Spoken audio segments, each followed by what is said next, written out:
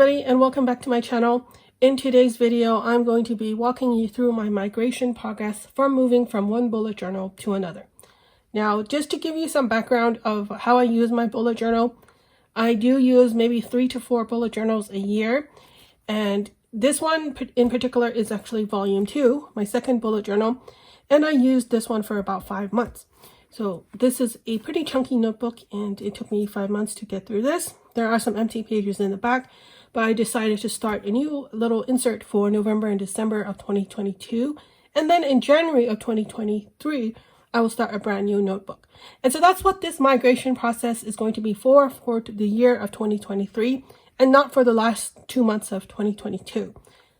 But since I set up some checklists to migrate to 2023 in this bullet journal, I decided to show you this one instead of my current November to December bullet journal. And the other thing that I should mention, if you're not familiar with my bullet journal system, is that I do have what's called a collections bullet journal. I can actually just show you. It just says collections bullet journal. So this bullet journal, where I have 3 to 4 per year, is where I have all my daily logs and all of my notes and things. But this collections bullet journal is just for those collections, the ones that I usually update throughout the year. This collections bullet journal will have its own separate migration process, but I can't show you both of them in this video, otherwise it will be way too long. But I will be going through a similar process with this notebook as I will be doing with this one.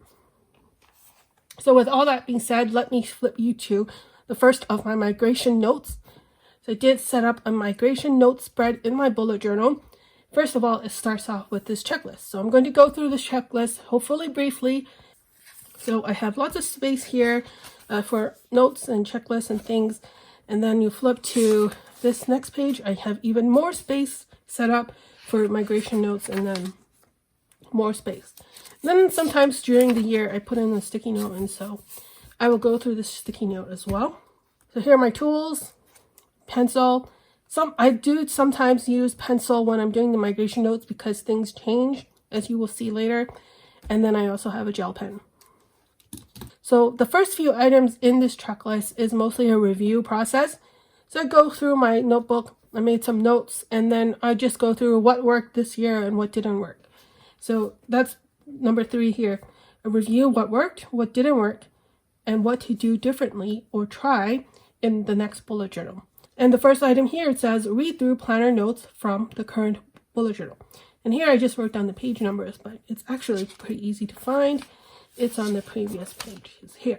So basically what I'll do is I will write some notes at the beginning when I start the bullet journal. And then afterwards, I will make some point form notes and then add a date to it, just pretty basically.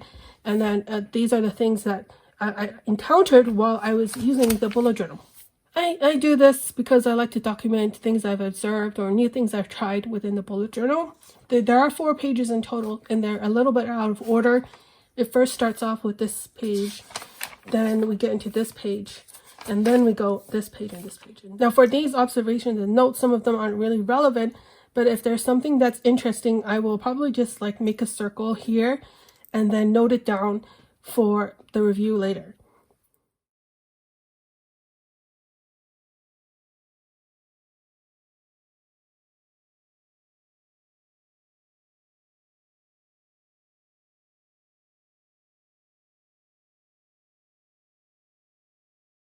So I have read through these notes. You can read them at leisure, but actually I'm going to now divide this into a column of 2. I'm going to use my grid guide just to show you why not. So this is a kind of grid guide. It has numbers from 1 to 30, and it matches the square grid on this page. So since I have these stamps here, I have to figure out exactly how many squares I have. So that's about 26. So that means the halfway point is 13. So once I've done that, I will go through and write down what worked, what didn't work. Then I think underneath that, once I'm done, then I will write down what to do differently. So now I've pretty much finished my review notes. I did get a Crayola super tip here just to highlight these so I could see it better. But these are mostly just lists of things And this is a list of tasks that I have to do for my next bullet journal. Now, since this is specific to my bullet journal, and I don't even show much of my bullet journal while I'm using it, I only show the setup in this channel. I don't know how useful it will be for you if I went through each one of these and explained it to you. So unless you're really interested, and maybe you can comment if you're really interested, I am not going to go through all of this into detail. So that's the top 3 done. I did also, while I was doing this, go through the notes in my current bullet journal. And usually what I do to when I go through my notes is that I just go to my index and then find the notes that I might think are relevant to put into this page. The next step in our process is to go through my list of existing collections in this notebook. And then for each one of them, I have to decide, does the collection still belong in the bullet journal? And then I have to go through which ones I want to keep, which ones I want to drop, and what collections that I want to add to my bullet journal. Then I did use in pencil during the year, or during these months in here, I added a new bullet point, and it says to determine notes that ought to be typed up, if any. And so I don't just use this notebook or just use paper for my notes. I do use electronic notes. I'm using Evernote, Notion, and then I have a physical reference binder. Now actually this has changed a little bit. I do use Evernote, but I'm starting to switch to another app called Obsidian. So it's kind of an ongoing process, but I still have a lot of notes in Evernote. Same with Notion. I'm starting to move out of Notion. Now, as for a list of existing collections, I've briefly shown this already. This is my list of existing collections. I did used to do this all by hand. As you can see, there's a ton of columns, and I got pretty tired of doing that every time I made it into a new notebook, which, as I've said before, it's already a couple of times per year. So I decided to type it up. So it's just a massive list of the collections that I have at the front of my notebook. Next here it says, does the collection still belong in this bullet journal, and which ones to keep? So I think actually these two are pretty similar. The ones that I want to keep, or that means the ones that I want to migrate. I guess that's maybe a better word for it instead of keep, migrate. Usually all of these over the years, I have all put them into my collections bullet journal. But sometimes it doesn't have to be a Y for yes, it could be an N for no. So I guess the one that I want to add is maybe the weight, no, not. I'm going to have to think about what I want to call it, but usually it might be the waiting for collection or online shopping.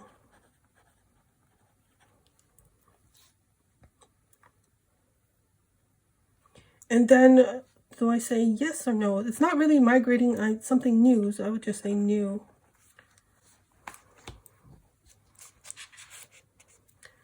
And let's go back to here. Which ones to drop? I did write down here. What did I write down? Table has no lines for each row to update. Okay, so when I did this on the computer, I made each alternating line have a different color. Usually it's just like a light gray, so that it's easier to kind of track each collection along all of the columns. But somehow when I printed it out, that gray background disappeared. So I guess what I can do over here is I can take up my mild liner, which is like a gray highlighter, and I can just do this.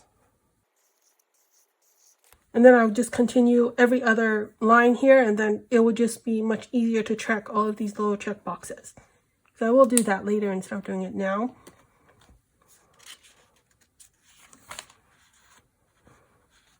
So we'll move on from the list of existing collections to the next one, which is to determine what notebook to use. Now, I do have some points here on trying to decide which notebook I'm going to use, because sometimes I have a number of choices to make. Things that I find important when choosing my next notebook to be my bullet journal include the number of pages, and that means if there's a lot of pages, I can get how many months out of the notebook. The size of the notebook, whether it's B6 like this one or something bigger or smaller. Line spacing and type. Type means it's like a dot grid or a grid or blank, which I probably would never use blank. And then line spacing is the size of the grid or dot grid or whatever it is. So this one is 4mm. Binding, so that's just like a book, like this one, rings or disc. And then the price per page, which sometimes I don't really consider price per page. So I'm going to start writing here, new heading, my next Bujo. And in fact, let me show you what my next bullet journal is going to be. So just imagine a drum roll sound. I don't know if you're excited as me about the next notebook, but here it is. It is going to be this Aura Estelle planner. It's their classic weekly horizontal, which is right here. So it did come in a box. I did actually do a video when I unboxed this and went over the features, but I never uploaded it. I don't think I need to. I can probably just explain it really quickly in this video. But in that video, and I'll say it again now, I'm really pleased that they put the planner or the notebook here inside a box because otherwise there is a potential for this notebook to get bent.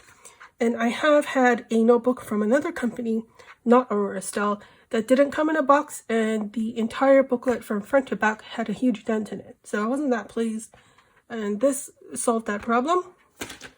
But anyway, this is the Aura Estelle and Any Plans Printables notebook collaboration, and it is undated, and it is in the A5 size, so it's going to be quite a bit bigger than this B6 notebook. I like the freedom of having as much space as I could possibly need if I wanted to, and not be restrained to, let's say, 1 page per day. So this does have some kind of structure to it, and where am I? Like, it has dates for the calendar.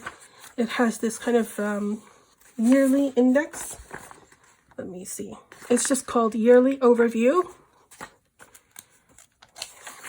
And then it has the monthly calendar here, followed by a blank grid page. And then it has 12 months of these, I think. So it does have some structure where usually in the past I prefer an entirely plain notebook. But I think the structure here is good. I can actually use it and it works the way I work. So it wouldn't be such a big deal if I didn't have completely blank pages. Now, I'm going to flip to what they call the daily pages. So unlike, let's say, this notebook, which technically just has entire grid here, and it's all blank. This is separated out into 4 sections. There is a huge header here that's like 1.5 centimeters on the top of each of these sections. And then you have the square grid underneath. Since this is the A5 size, I think I can actually be able to fit 2 days in 1 page. But if not, then I can just ignore it and then use 1 day per page like I've been doing in my B6, for example. There's also these little features, like there are these dots here along the side of the square grid here. And you can use these dots if you were to make a timeline of your day, which I don't. I don't do the time blocking thing, but they're there. And then some of these dots are kind of darker than the other dots, which means they're kind of, you can use them as a signifier for the most important things that you have to do for the day. And then there's so many of these pages. Very nice Tomoe River paper, by the way, too. And then some blank kind of square grid pages at the back, and that's it. So I'm going to write down the details here just for my own reference.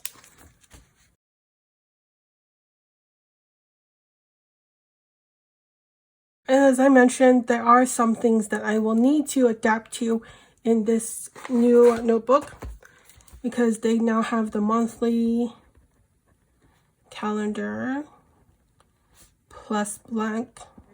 There's the monthly calendar here, which is all blank. You can fill in, followed by 2 pages of the square grid. So I don't normally do that in my current bullet journal, so I need to figure out what I want to put in these 2 blank pages. Another thing that I need to worry about this new notebook is the number of squares going across and down. Since, like I've shown you already, I've counted them out for this notebook and I have this grid guide. I will need to make a custom one for this one, since they also have a different grid spacing size. So I need to determine number of grids across plus down And then I need to calculate, and then I need to calculate new grid guide. Let me just underline this one. So we're back to the checklist. I determined what notebook to use. The next we move on to the next item in this checklist, and that is to determine the bullet journal theme. I usually set up a theme at the start of the bullet journal and all of the collections that I have at the front of the bullet journal. Then I have the first month, or whatever month I start in, I have a theme for that. And then every other month I will have a new theme. There's also the color scheme, what supplies I'm going to use to create that theme, the font I'm going to use, if anything, and the easiness or difficulty to create. So I'm not going to be able to finish this in this video, but I will just write down bullet journal theme. And then I will just brainstorm what kind of theme I want to do. Now, just to give you an example, for this bullet journal, I made it stationery themed. You can see all of these stamps here. That's the supplies I used. So these are washi tapes, these are just rulers, pens, and so on. Again, all stationery. The washi tape here is stationery related. That's the kind of thing that I'm going to have to come up with for the next bullet journal, including the color of whatever I use.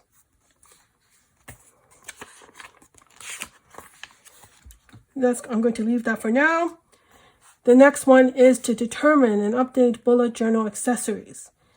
That includes the pen to use, the writing board, and the grid guide, any icon stickers, page markers, sticky notes, and sticker folder. But let's say the pen to use. So this uses Tomoe River paper. It's also the thinner version of the Tomoe River paper. When it comes to using ballpoint, I like using ballpoint. Fountain pens, I like using fountain pens in here, but I don't necessarily like using gel pens on this type of paper. I can use it on this paper, which is the thicker Tomoe River paper, but this one is the thinner one. Usually what I find when I use gel pens in this is the ink will transfer to the previous page when you're writing over it. So for my next bullet journal, I may not use gel pen like this and stick with, here, this is a fountain pen. And I'll probably stick with fountain pens and or ballpoints. Writing board or grid guide, I did mention this briefly here because it's a new notebook with a new number of grids here. Then I will have to make a new one of these. Icon stickers. Let me just give you an example. These are little stickers that I use in my bullet journal. Then there's page markers, which are sort of like bookmarks. Sticky notes, which is something like this. And then the sticker folder is either something that I put in the back of my bullet journal. So there's this little sticky pocket here. This is from Every Minute a Story, where I can put in stickers. Or it can be a separate sticker folder, which is something I recently made, if I can find it. And it looks like this, so it holds my stickers. After that, it says, make a list of printables to update and make a list of items to print. And at this point, we go back to this checklist. And that's the update column here and the print column here. Some of these collections I've already typed up onto my computer and I need to print it out and stick it into my bullet journal. And then I will update the columns as I'm doing those. The next item is to map out the spread order in the new notebook. And this is generally where I use the order column in this collections list. Since I've set up many bullet journals, I kind of get used to the order on which I put my collections in. So the order tends to be about the same. But since I am using this notebook, there will have to be some changes. For example, usually at the front here, I call my inbox. Then on this page, I have my cover page. So I can definitely stick whatever I put my cover page onto this page. But then we move immediately to the year at a glance, which is actually where I would put my bullet journal key and I will put my grid guide. So I will need to figure out where do I put my key now. And if I were to put the order of this, so the first one would be the first collection would be my inbox. But then my year at a glance would be second order, and there would be 2 pages. This would be sort of 1 page. Number 3 would have to be this yearly overview, which you can't even see, but this is the yearly overview. This is probably better to see on this side, and I guess I will have to put 3, and then new, and then yearly. Then the fourth one, then the fourth item here is going to be my monthly calendars. That is going to be my monthly log here. It is now a couple of weeks later, and I have made some progress, so I will walk you through that. I think last time we left off, I was looking at this collections list, so I have highlighted all of the rows so it's easier to read. And I've been updating some of the collections that I need to print out and stick into my bullet journal. I think right now I have too many columns. Like there's a status column, an update column, and a print column. And then what I want to do next time around is just eliminate the update column. I think it's very similar to the status column here. And then I've also renumbered all of these collections in the order that they would go into the bullet journal, because it didn't make sense when I was doing it last time. And here is the bullet journal. I have mapped out in pencil very slightly what spread I want where. And I have started numbering the pages, but I've only gotten to about 25 or something. And then I'm just going to go on and number it. I think I'm going to stop at 100 and then we'll go from there. On the side of the page, I crossed out the bullet journal theme because I wanted to write some stuff on the bullet journal and the number of grid spacing in that bullet journal. I'm trying to figure out all these numbers and things to work on the grid guide. And then here I have just kind of more to-dos, and this is my bullet journal theme part. So as for the to-dos, it continues on from here.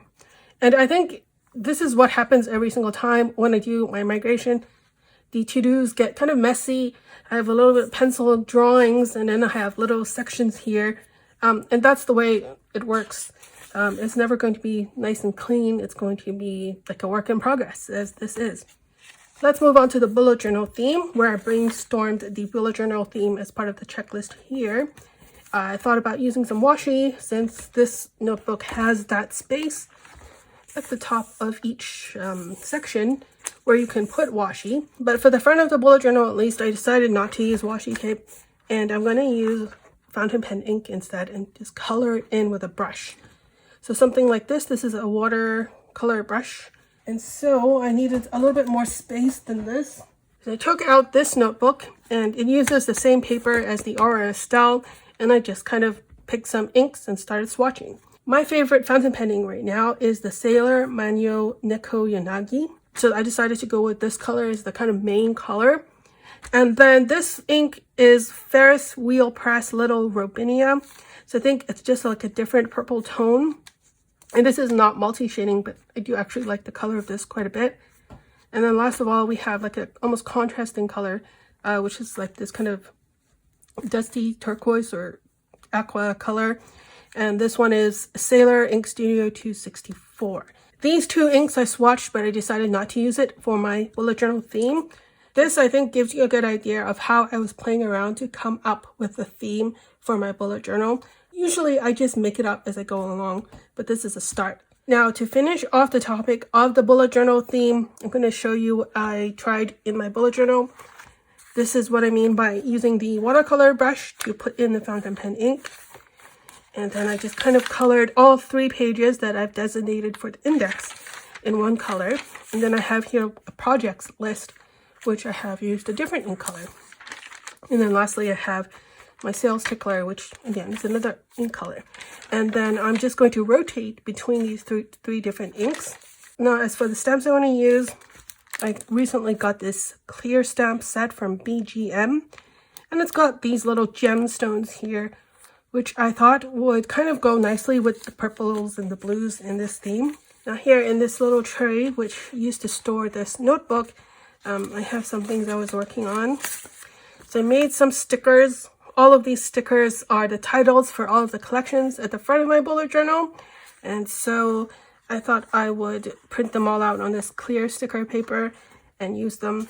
So I would probably just, I would use a stamp, and then I would just make a little bit of a header, and then I would stick the word index at the front here. On this side here, I printed out some stickers that are of crystals and gems. They do kind of look like the stamps here, and they're almost the same size too. Now these gem stickers are made by Planning with Katie. It was one of her freebies when she had a sale, and so I remembered these and thought I would try to use them as well. After I figured out the bullet journal theme, then I went ahead and looked at the grid guide, and I will show you what it looks like right now. So here is a blank page on the Aura Estelle planner. So what I've done is this little page here has a grid, same spacing, and it lines up after that first header with the 1.5 centimeters.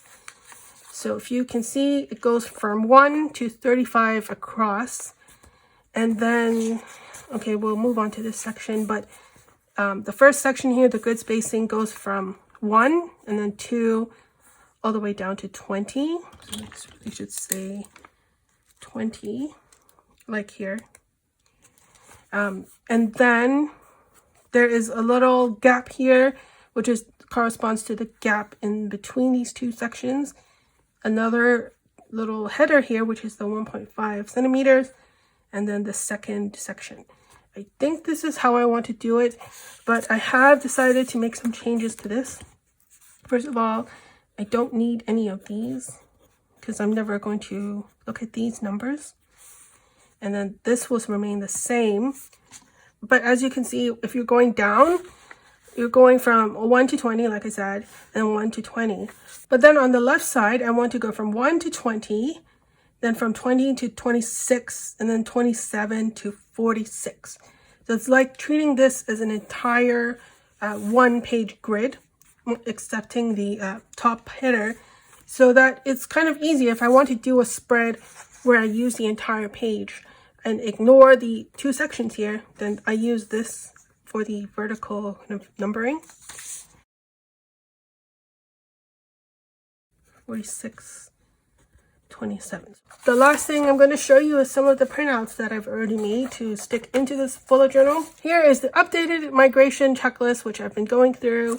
This is the list of all the collections, and now I have printed it out so that there is some color in this printout instead of me having to highlight it.